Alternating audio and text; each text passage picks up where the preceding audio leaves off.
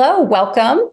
Today's conversation is legal considerations when starting a plastic surgery practice. And our guest today is Brad Adatto, a partner and president of ByrdAdatto law firm. Thanks for joining us, Brad.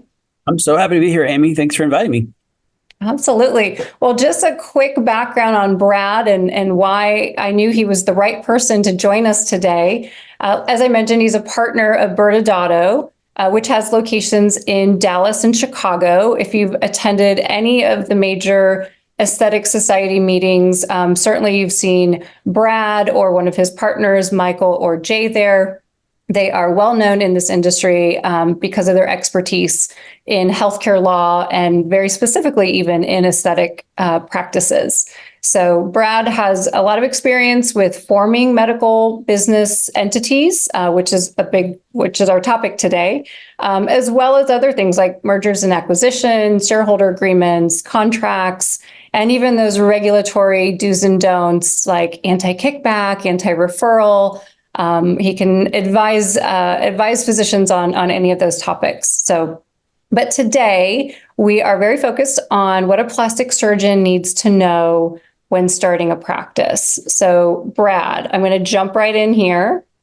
As we know, when a plastic surgeon's starting a practice, there are hundreds of decisions that they need to make.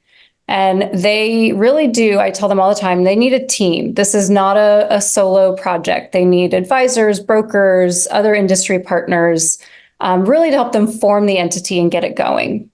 And sometimes I'm asked, at what stage do they need to involve a healthcare attorney? So can you talk about why is it important to have a healthcare attorney on their team and some of the key things that you would be doing to help them get their practice started? Yeah, absolutely. And guess jumping back even further, the win, I think, is where we start, right? And one of the things we always think about is every business is going to go through 4 seasons, right? There's 4 seasons there's light, changes and temperature changes and weather patterns. And after a while, after each season, you kind of see a pattern. And for us, we've really broken it down to the 4 seasons of a business, which is typically there's a starting season or the building season where you're just starting out. There's the operating season where you're trying to figure out the next thing that's going to happen just to maintain what's going on day to day. Then you're like, hey, I want to grow. I'm going to start scaling season, adding another owner, adding another location. And then finally, the very end, the buying and selling season. So as an attorney, there's lots of different spots that a typical business and healthcare attorney can jump in and help depending on which season you're in. And sometimes you don't even know what season you're in. You just, as you sit there and visit with someone, you can kind of find those things out.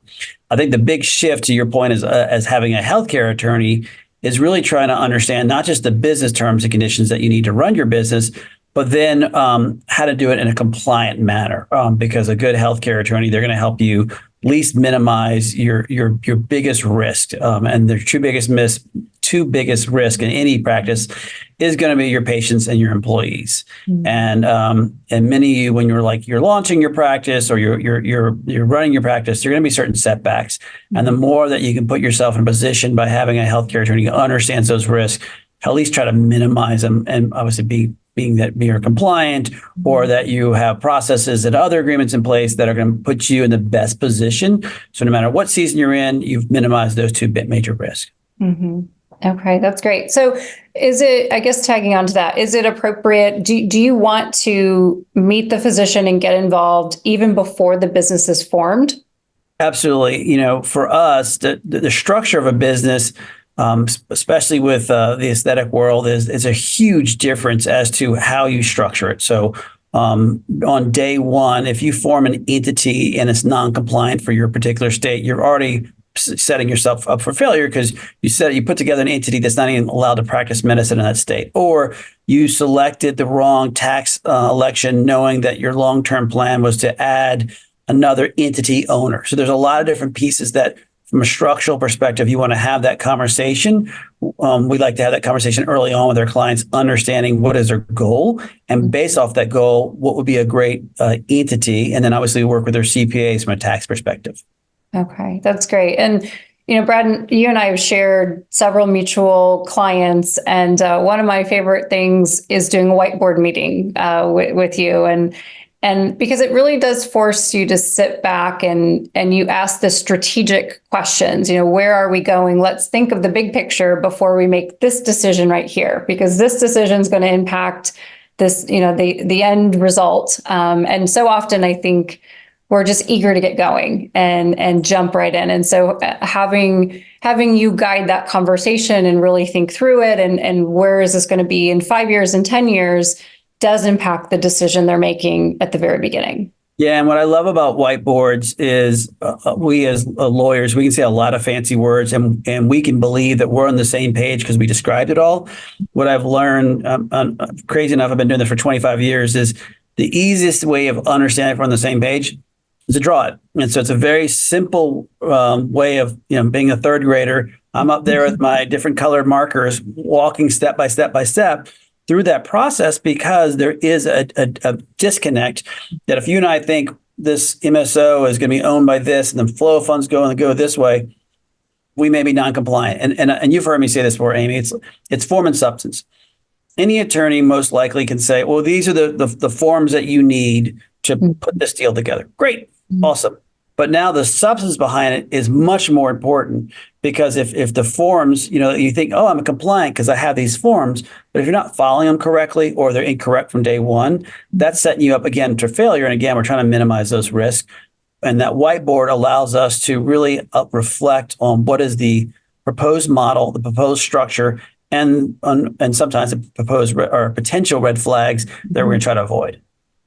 Awesome. Okay. So moving along, let's say the practice is set up, it's open. Before it's open, we start hiring, we start identifying it. And one of the things that I walk surgeons through is what's the staff you need? What are the positions? What are the qualifications? And it comes up a lot of who can administer aesthetic treatments. And you probably talk about this on a daily basis, but from anything from facials to lasers to injectables, what should surgeons understand about scope of practice laws when they're deciding who to hire for their practice? Yeah, and believe it or not, a lot of plastic surgeons do not know this, and it's something they just kind of skim over. They're so focused on the invasive side, the surgical side, that as they add in other providers, whether it's an RN or an esthetician or someone of that caliber, they just believe, well, I'll just delegate that to them and have them take care of those things. And as a doctor, I'm just going to push that over them. A plastic surgeon needs to understand that a medical provider has limitations, and their limitation is based on their scope of practice, meaning that you as a physician, you cannot delegate to them something higher than what their scope is, meaning that they're restricted by either the medical board or the nursing board. And so often we see someone saying, oh, it's a non-invasive service, and therefore I'm going to put together a standing order that if a patient appears and they have these protocols and processes, you, the RN, you can just start injecting immediately. What we've learned is in every single state that we've had an issue with this, and this is normally because we have issues with the boards, either nursing board or medical board, is the boards totally disagree with that statement. You cannot delegate a higher authority to someone based on their scope, meaning that if there's a process you're supposed to follow, so a patient presents himself, you, the physician or nurse practitioner, PA, need to determine is that patient a good candidate for those services, often called the good faith exam. And after that, you can then delegate it to someone on a lower threshold, like an RN or an esthetician in some cases, depending on that particular state. Okay. So important to understand, and every state has a different law, right? Different criteria of who can do what. And it gets really complicated because it throws docs off, because a doc in Texas will be talking to a doctor in California, and the exact same procedure that physician can delegate to a medical assistant cannot be delegated to a medical assistant in California. And so there is confusion on that, because they're like, oh, I do it all the time in my state. And it goes back to state rules and then, more importantly, supervision rules, meaning that just because I can delegate it to you doesn't mean I can be off in Bora Bora while someone's doing the service. They actually might have to be the 3 levels of supervision is in the room with them, often in SS, not very used often in aesthetics, or in the office, Mhm. or basically immediately available. And Mhm. immediately available is really weird because some states are like, we believe that's in 25 miles. And some states are like, we believe that means that you can be there in 30 minutes. So, depending on your area, that can shift. Depending on if you're out in the rural area, 30 minutes is 30 miles. If you're in middle LA, 30 minutes is like 2 miles. Right, exactly. Well, and I think it's so important that we talk about this because a lot of plastic surgeons are hiring these other staff members because they want to create that passive income, which is great. I mean, that makes me excited. We all want to see more revenue coming to the practice. We have to do it in the right way. And especially if it requires the physician to physically be present, that definitely changes. They can't be making money while they're off in the OR across town. So, but what is the risk, Brad? Like really, if I hire an esthetician and have her running lasers and my state doesn't allow that, most states would not. What is the risk for having somebody do these services that are outside of their scope, and who actually enforces it? Well, I mean, first off, the enforcement side definitely comes from either the medical board or nursing board, depending on whose license you're answering to. What the physician should understand is it's not like the medical board comes kicking the door and asks you for papers and trying to figure out what you did wrong. Mhm. An angry patient or an angry informer or sometimes current employee is the one that's going to report you. And then they potentially could open an investigation. So it's the boards who are the enforcement arm of it. And it could be as simple as you, the physician, you're delegating something to a nurse practitioner that they can't do. So the medical board and nursing board don't always agree.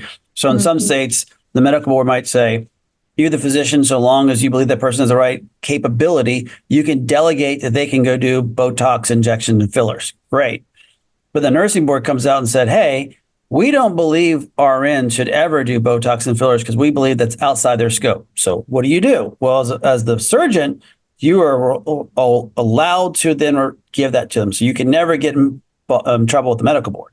But the RN may get in trouble with the nursing board because they're now acting outside their scope. So there's a give and take that you have to think about when you are delegating to them, and understand every state has a different way in which they deal with when there's a board investigation. But often what happens is a complaint is filed. They typically send you, some states they call them a 30-day letter, some states they call them a 45-day letter. But basically they say, hey, within the next 30 to 45 days, you need to respond. And that's your first chance to get out of jail free. Mm-hmm. You should never just blast them. You shouldn't just dump, if they're asking for medical records, you shouldn't just dump the medical records. That's a moment in time where you get to set the tone of the investigation. Yes, this patient came in, they presented themselves. Even though your medical record may say it, you want to make it as easy as possible for that investigator to realize, there's nothing here, and they dismiss it. Because that's your one chance to really set the tone of the investigation. Okay.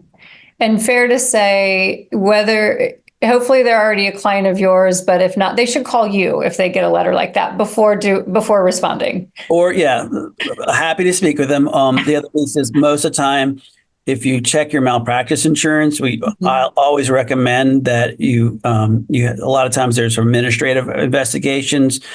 Your carrier may have somebody that can appoint you. We definitely, to your point, Amy, we get pulled in investigations all across the country. Although I won't show up personally in California, I have helped shape responses, or in Colorado or Massachusetts or Florida, like just depending on the state and the clientele, we get, for better or for worse, we do get pulled in a lot of these investigations, and we try to set the tone early on to put the physician in the best position, or sometimes the RN or nurse practitioner. Okay, great.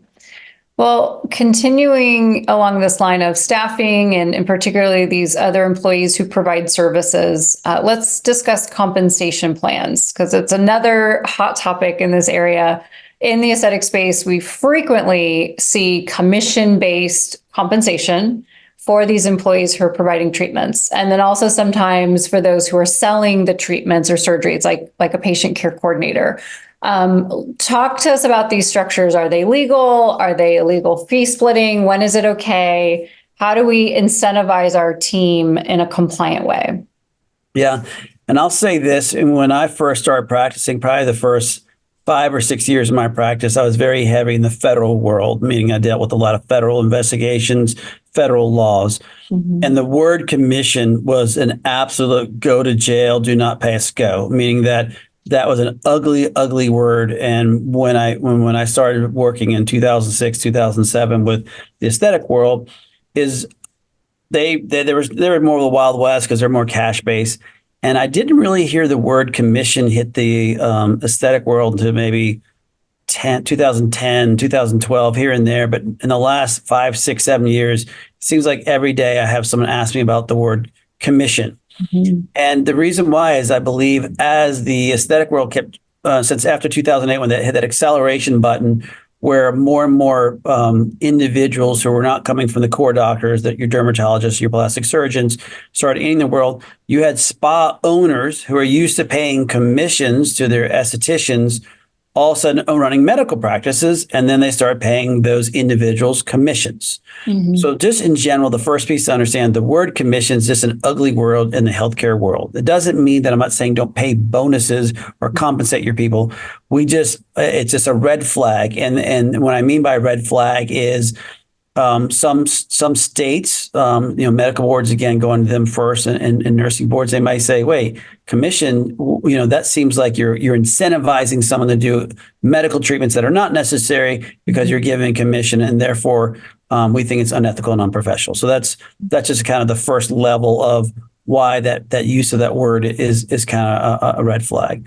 Then depending on your state, there are states that have payer indifferent, meaning it doesn't matter if someone's paying you cash, credit card, or a commercial payer.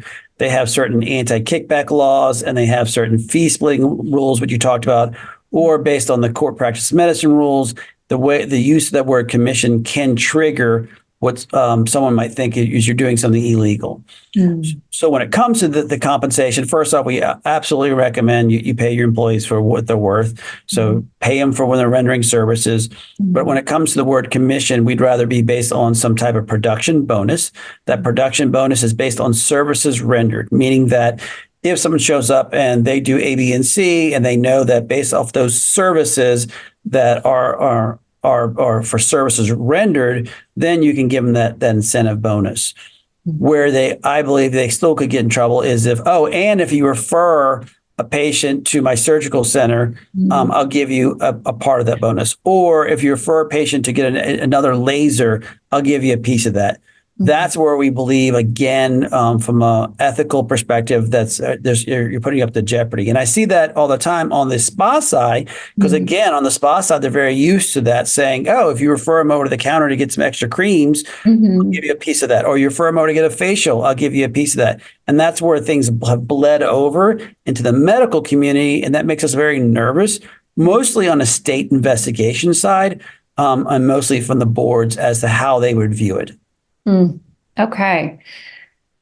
That's strong enough to say, let's not pay commissions and let's really work through our incentive compensation plan and get it blessed by an attorney before we roll it out. Fair? Yes. Strong enough to say, do not use the word commission anywhere in your employment agreements. That's good. I've actually been known to speak up even at some of the EHR vendor conferences, because all of the ones now, or many of the ones that are designed for aesthetics, have now commissions set up in modules so we can actually program in. And I'm like, can I'll get the name of this, please? Yeah. And the other piece on that one is, this is the weird part.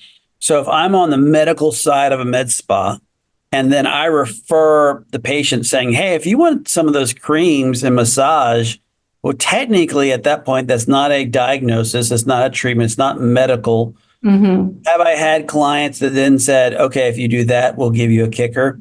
Yes. But then I'd say that's part of their bonus. And I only still use the word commission, but it can't go the opposite direction. But to your point, Amy, I agree. I mean, again, that's just that bleed over from the spa world, adding language to the aesthetic world that was not here, 5, 8 years ago. Yeah. And I guess just one clarifying thing, Brad, we're specifically discussing treatments and services. Is there ever a risk when we're talking commissions on product sales? Not if if they're not based on a prescription. So if it's just, I sell those lotions, I sell those creams, that we feel very comfortable that a board would not say, well, that's illegal or something like that. But if it is prescription based, then yes, that would be a problematic. Okay. That's a good differentiator. And I think the other piece is, we didn't say it early on, but we're in the aesthetic world, but understand 90% of the things that you think about that are quote not medical are probably medical. So anytime you're affecting living tissue, freezing the fat, burning the fat, piercing the skin, all of those, even though they quote are non-invasive, that is the practice of medicine. And so I've had people like, oh, so IV is not going to fall in there. I'm like, no, you pierce the skin, or I'm using a machine that freezes the fat. So that's not the practice of medicine, right? Like, no, you're changing the texture of the skin by freezing it. And you have to have a prescription to do that using a machine that's FDA approved. So of course that's medical. But I think that's where sometimes get lost, because I go, well, they said as a spa owner, I could own it. Well, yeah, you can own it. That doesn't mean you can utilize the machine without it being done on the medical side. Good. No, that's really good. I'm glad you pointed that out. So shifting gears a bit, although we're still talking about staffing, I often find myself navigating the question about whether a surgeon should bring somebody on as an employee or as a contractor. And frequently I see this with OR staff. A lot of times we'll have, PRN just as needed, and often even estheticians, injectors. One practice I did have try to do it with their front desk staff, and I'm like, okay, stop. There's no way they're a contractor. But really, how do we decide who's an employee and who's a contractor? How do we make that distinction? Well, unfortunately, we don't get to make that distinction. The federal and state governments have already set the tone for that, meaning that there are certain elements so let's just start with the federal government. The IRS is really the ones that have set the tone and why they're setting it. It's known as a misclassification of employee. Misclassification meaning is you, the employer, say, I've deemed you an independent contractor. But based on the fact you've asserted so much control over the day-to-day management of this person, and you've added in restrictions on what they can and cannot do and where they can and cannot work and who they can work for, the IRS may come in and say, you have asserted so much control over them, they're no longer independent. They're actually a full-time or a part-time employee. And as such, you need to pay them as such, meaning that you need to do the withholding of their taxes versus not withholding, or they are subject to the benefits that you're already paying to your other full-time employees. And I've had clients ask me, and they say, well, what if they agree they don't want to be an employee? They just want to be an independent contractor. It doesn't make a difference. They either are or they are not. You either fail the test or you don't fail the test. Now, to your question, if someone shows up and they're like, look, I work at the hospital down the block, and when I have an open shift, can I come over here once a month, or every once in a while, can I have some days? Sure. That's a little bit different, right? Because now you're talking about someone who's working somewhere else. They're setting the tone about when they're available. Of course, they have the skills to do it. And that person could be an independent contractor from that perspective. And you most likely would pass the test. And understand there's the federal test, and then many states have their own test. But really, it starts going down to control is the first thing everyone starts looking at. And the IRS, I think just a couple of months ago, actually, just released another update to their pressure test. And the point being is that no matter how you carve it up, if you're asserting too much control of that person, high likelihood they're going to say you misclassified them and they cannot be an independent contractor. And there's some twist on that too that I could probably spend 15 more minutes talking about it, but that's just the easiest red flag for someone to think about. Okay, good. So in the event they are an independent contractor and we've decided they passed the test, do you say that everybody should have an actual written contract, or do we just set them up and cut them a check when they come in? Like, how formal do we need to make that? Sure. It's a great question. I mean, I know a lot of clients that just don't do it, that it's very informal. The problem with informality, and in most states, oral contracts are enforceable, meaning that you and I had a conversation. We agreed to pay you this amount of dollars, and you said, sure. And then you start showing up. So that is enforceable. The problem with the oral contract is there's a massive hole for misalignment, or there's no way to have an alignment of expectations in those situations, because you and I are having lots of conversations. I thought you were going to come in every Monday. You thought you were coming in every other Monday.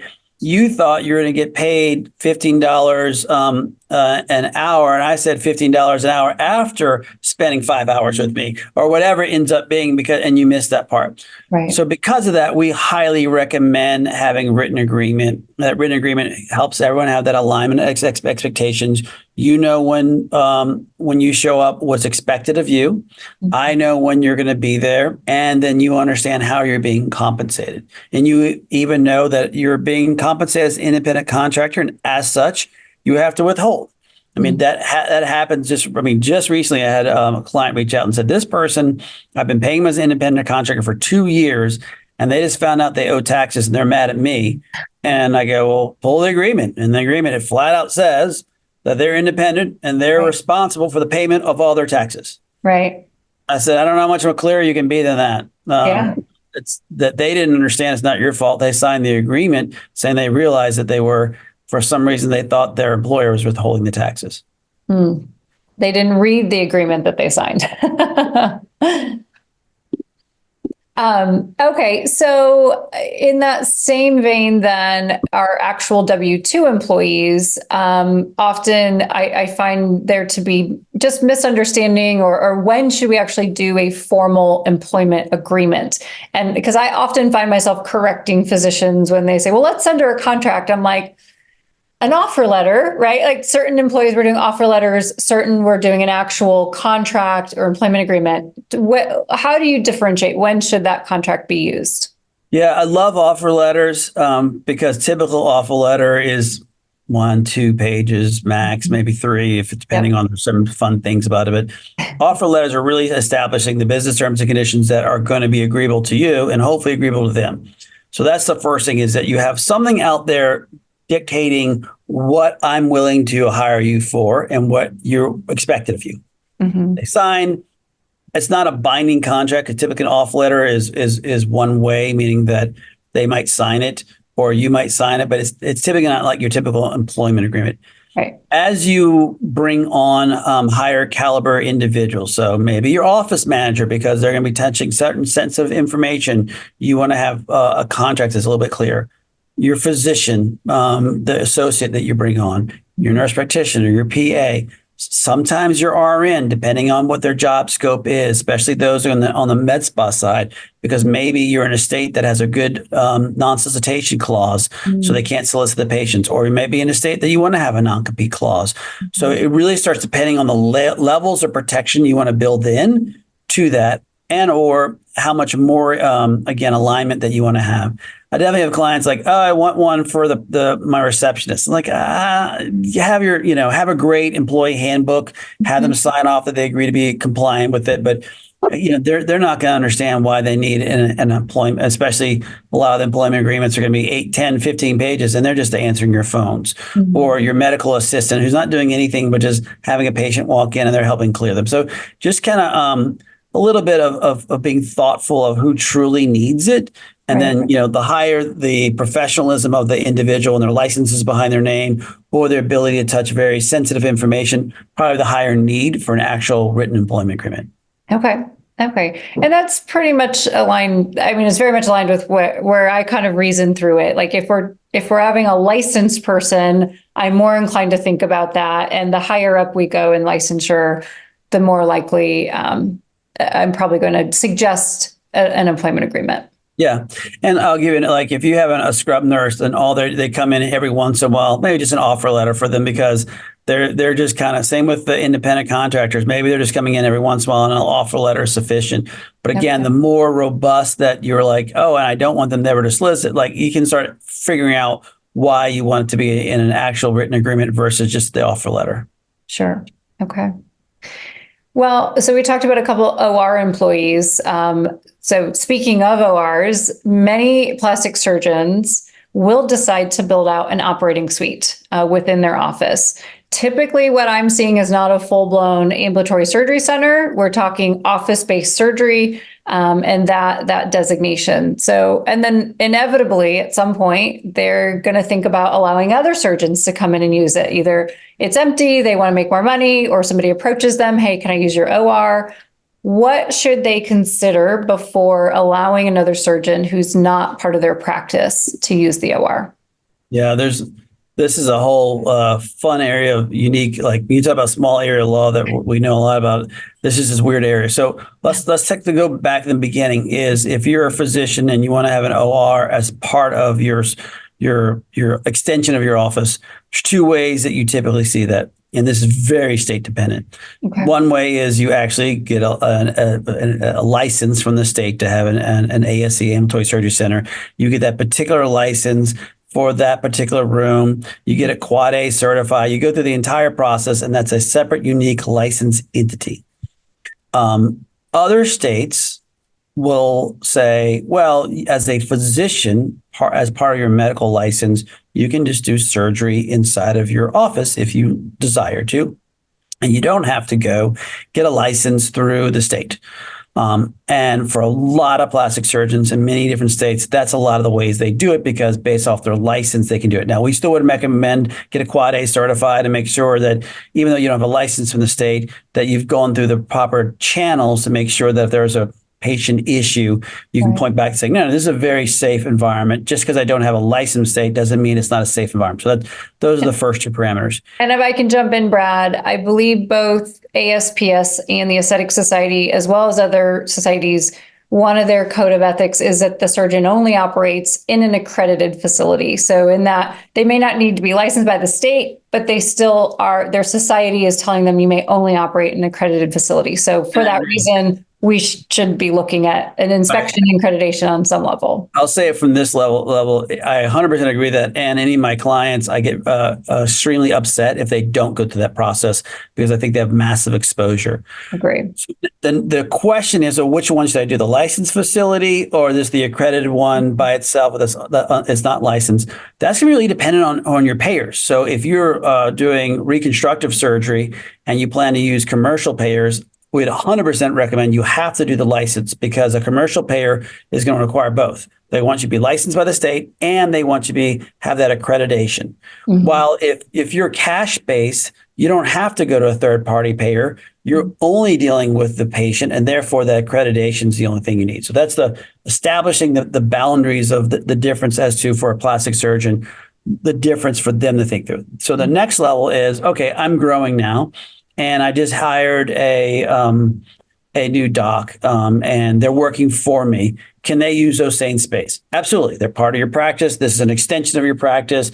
They can go in. Now, on your licensed facility, you should have some process of onboarding them. What are their privileges? Have you seen them do surgery?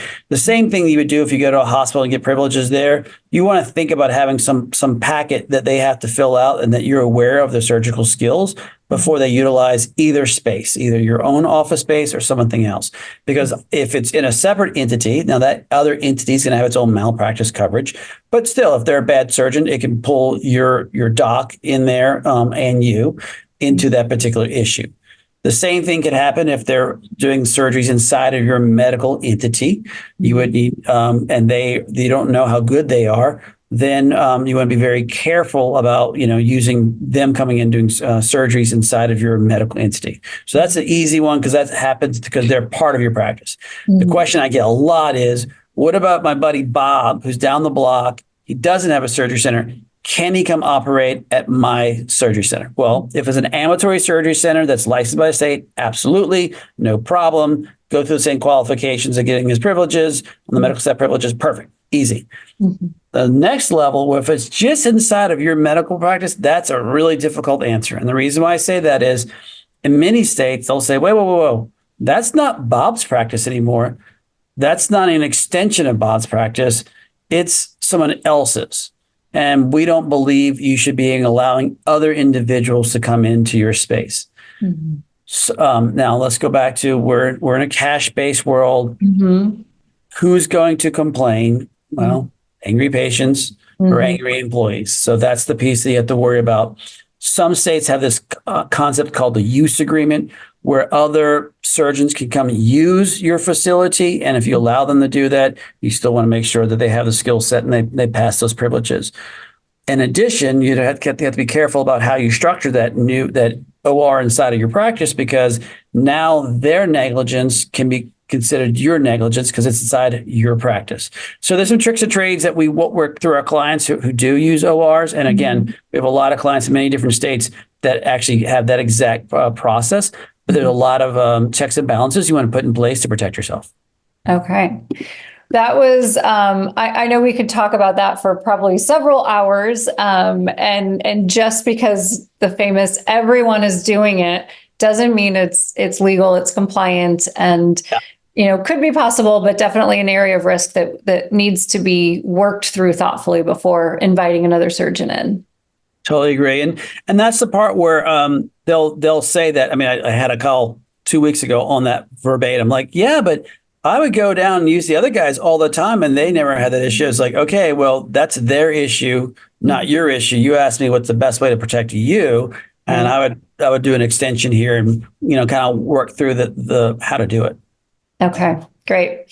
Well, Brad, we could talk about 1,000 other things, and I always wish I had more time with you. But as we kind of wrap this up before we lose our audience, I just like to ask, what is the most important thing that you want a plastic surgeon to know and or pay attention to when they are starting a new practice? I mean, the easiest one, and I'm sure you heard me say this before, is start with the end in mind. Why? What are you trying to do? What are your goals? Where are you trying to go with your practice? Are you just trying to open it because you want to turn the light switch on and keep the light switch on and that's it? Versus, and your attorney should know this, and your CPA, your consultants, everyone, your team should understand where you're trying to go, because that's going to drive everything we build going forward from that model. You know what, Brad, I want in 3 years to have a new partner. And in 6 years, I'm going to open my ASC. And in 9 years, I'm going to have 2 med spas. Great. So based off that, our structure has to go this way. So share your dreams, share your vision, and that's going to help you bring the right people into your vision. And I'm not talking just about the outside consultants and attorneys and CPAs. I'm also focusing on what team members do you need to have to make that happen? Who should be your first hire for that med spa based on the fact that you're in surgery all the time? Maybe it is more expensive to get that NP in, but that way she can do the good faith exam or bring that PA and he can do that. Like whatever you end up doing from that perspective, having that end in mind is going to help everyone else build out the right team, the right processes, and the right structure. Perfect. Couldn't have said it better. Well, thank you so much, Brad. Really appreciate having you with us. Looking forward to seeing you at one of the upcoming meetings. So thank you so much. Thanks for having me.